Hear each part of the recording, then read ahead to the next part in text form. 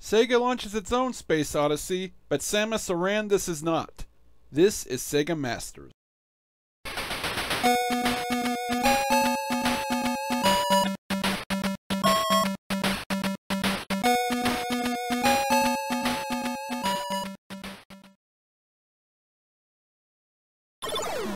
Well, that's an interesting way to greet the gamer.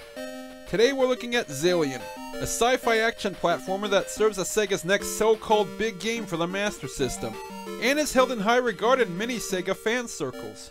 By the end of 1987, Sega slowly realized they needed more than simple arcade ports to compete against Nintendo, especially since the NES boasted games of tremendous depth and replayability, such as Metroid and The Legend of Zelda. Just as Alex Kidd tried to be a Mario killer, this cart supposedly takes aim at Metroid. While Zillion promises the same concept as Gunpei Yokoi's legendary release, the actual execution is another matter. Now, the Zillion cartridge is actually based on an anime series in Japan, Red Photon Zillion, which was a collaboration between Sega and animation studio Tatsuno Productions. The show chronicles the exploits of the White Knights, a squad of intergalactic freedom fighters waging an ongoing war with the malevolent Norse Empire. The series ran for 31 episodes, as well as a full-length movie, and Sega's influence is featured quite a bit. The hero's main weapon against the Norses is the Zillion laser gun, which is clearly modeled after the Sega Light Phaser. A fact that is further emphasized by the Zillion laser tag game, another result of the partnership. And Fantasy Zone star Opa Opa even appears as one of the main characters, I guess playing the R2-D2 role on the team. Opa Opa will be making an appearance in this card as well. Sega debuted the Zillion game in Japan during the show's run before exporting it to the Western market, but just like Black Belt, the anime-inspired Japanese box art was replaced with a lame clip art image for the US and European versions. Thankfully, we're nearing the end of the lazy cover art for Western releases. As the game begins, we find the White Knights landing on Planet X, looking to infiltrate the underground Norse base in search of 5 floppy disks containing their plans for galactic domination.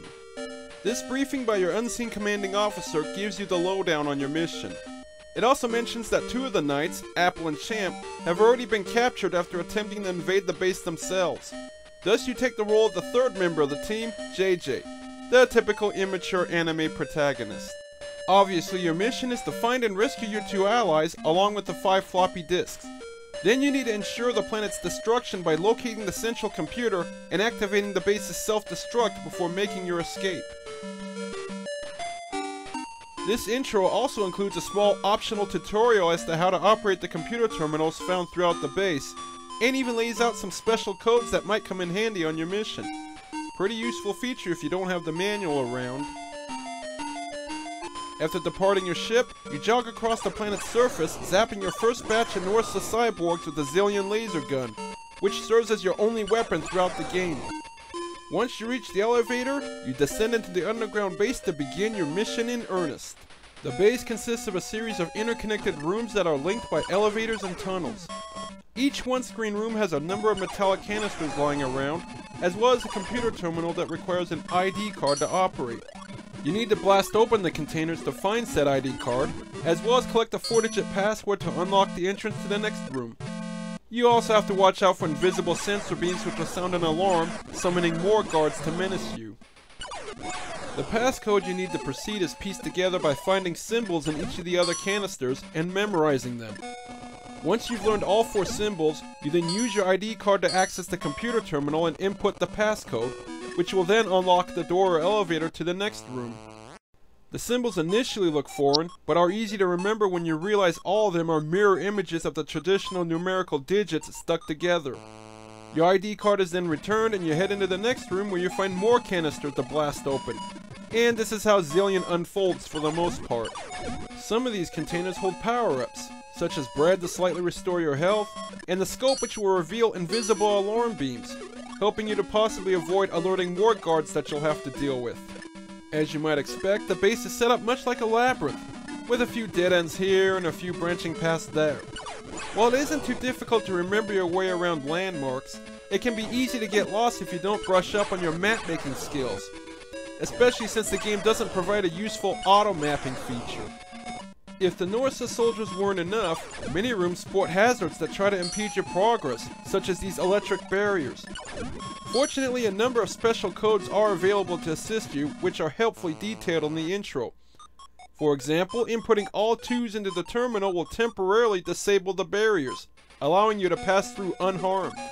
Other hazards include moving floors and gun turrets, all of which can be temporarily disabled as well, and a few other features can be accessed. However, should you use one of these codes, your ID card will not be returned to you. So you need to be mindful of how many times you rely on these codes to progress, even though ID cards are plentiful and not too difficult to accumulate. JJ can also find special power-ups to permanently boost his attributes. The Opa Opa icons will increase your maximum health and jumping power, while the light gun icons will upgrade your weapon's firepower to level 2 and then level 3. Allowing you to break open canisters you weren't able to earlier, as well as detonate the mines in your way. Now, Zillion's gameplay seems fun and exciting at first glance, and with its features it had the potential to truly be something special. But the thing is, Zillion doesn't quite deserve all the honors and praise Sega gamers recklessly lavish on it, because it won't be long before you realize how flawed and repetitive the game truly is. Yes, a few similarities do exist between Zillion and Metroid, but Sega's cart lacks what really made Metroid so special. Metroid succeeded because you were given a vast open world to explore, complete with varying environments, a wide variety of baddies to contend with, and different weapons to use. You were also able to gain new abilities as you progressed, which often opened up new areas to check out, and you were even encouraged to backtrack to see if there's any new secrets to discover. Zillion unfortunately doesn't follow that pattern. The sad fact is you're basically doing the same thing over and over with very little variation.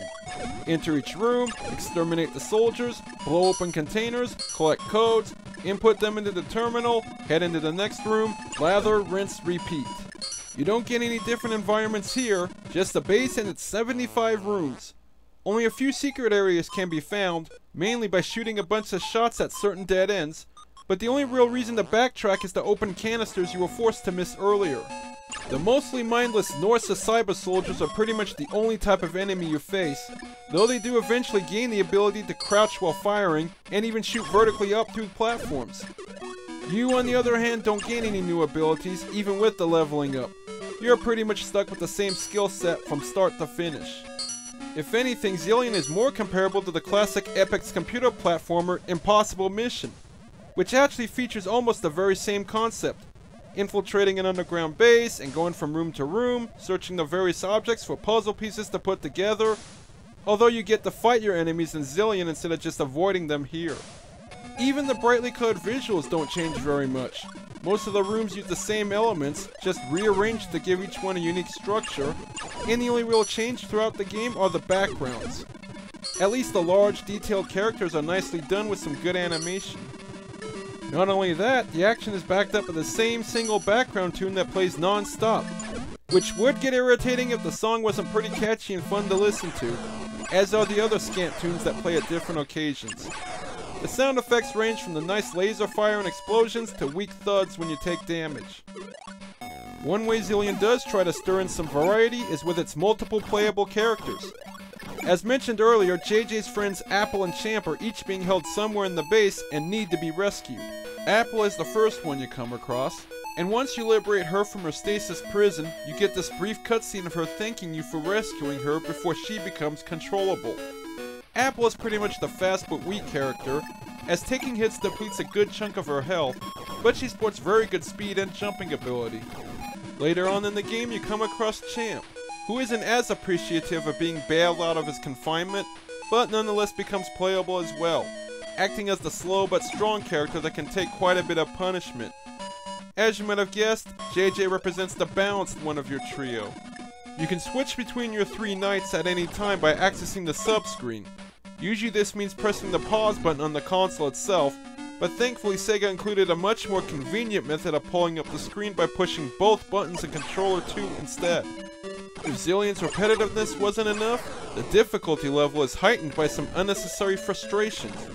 Your weapon has a relatively short range even when powered up, and lacks the ability to fire diagonally or upward, while some of the Norse grunts have no trouble shooting vertically up at you. Plus, getting hit pushes you backward, oftentimes right into an obstacle or even off the screen. The slightly wonky controls don't help very much either. Sega once again flips the standard platformer controller layout, meaning you're again using button 1 to jump and button 2 to shoot, instead of the so-called normal way. Not only that, jumping is sluggish as your character has to squat down for a second before leaping for whatever reason, and that slight delay can leave you vulnerable to hits. If your health is really low, an optional warp code is available to teleport yourself back to the elevator at the beginning of the game. Make it back to your ship on the surface and Amy, the cute nerdette of the team, will fully restore your hit points with her machine before sending you back on your way. This is a nice feature on paper, and you can return to your ship any number of times. The problem is the warp only goes one way, with no way to zap back to your previous location. Thus you're forced to trudge all the way back through the maze to where you left off at, most likely suffering more damage along the way. The worst part is you're forced to endure all these annoyances in one long marathon session, as Zillion does not have any way to save your progress. Yes, unless you're using an emulator with a save state feature, you have to play the game in one setting from start to finish if you want to see the ending, which could end up being a 2 or 3 hour grind. Incidentally, should all 3 of your characters perish, you get this rather emotional farewell from Amy, followed by a taunting game over message from Baron Rix, the Norse leader whom you never actually get to fight. Then Opa Opa makes his cameo on this continue screen, and while you can only continue 3 times, you respawn right where you died at with all 3 heroes restored. When you do finally reach the main computer at the end of your long, grueling quest, you need to make sure you have collected all 5 floppy disks as well as the red ID card, the only way to operate the massive machine. You're then free to input the explode command, which will give you 300 seconds to escape from the base before it self-destructs. But the game just has to throw a curveball at you as you're forced to battle the only boss in the game, this fire-breathing robo-dragon thing that's keeping you from making your getaway. And the clock is ticking, so you need to kill this monster quickly. Fortunately, it's not too difficult to defeat. Once the monster finally perishes, you're able to finally escape the base as the timer ticks down. All the enemies and obstacles are out of your way, but all the terminals are disabled as well, meaning you can't just use the warp code to instantly zap back to the entrance. You have to actually dash all the way through the rooms and up to the surface, so hopefully you know a swift route and a few shortcuts, or you'll obviously perish when the base blows up. Make it back to the surface and leap into your ship in time, and you've won the game. Sadly, you don't actually get to see an explosion or anything like that. Your only reward for completing your long mission is a few ending text screens, followed by the credits. So the bottom line is Zillion is certainly not a Metroid killer, as the tedious gameplay and control issues will drive many gamers insane. I'm not saying Zillion is a bad cartridge, mind you. The effort is there with some nice features, and it certainly shows how Sega wanted to prove it could provide more than just simple arcade ports for their console, though truly great home exclusives was still a little ways off. Those willing to put up with all the frustrations will find a nice way to occupy their time, but too many flaws and warts keep Zillion from being the perfect 10 classics some make it out to be.